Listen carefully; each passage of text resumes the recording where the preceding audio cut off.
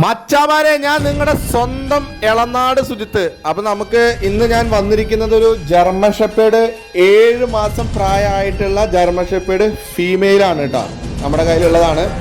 അപ്പോൾ ഇതിന് നമ്മൾ കൊടുക്കാൻ പോവാണ് കേട്ടോ. അപ്പോൾ നമ്മൾ ഈ 7 മാസം പ്രായമുള്ളതിനെന്ന് പറയുമ്പോൾ പപ്പീസിനെ മേടിച്ച് വളർത്തി വലുതാക്കി അതിന് വാക്സിൻ എടുത്ത് ഫുഡൊക്കെ കൊടുത്ത് വളർത്തി ഒരു 7 മാസം ആക്കിയ ഒരു ഫീമെയിലാണ്. അപ്പോൾ ഇതൊക്കെ നമുക്ക് ലാഭമാണ് കേട്ടോ.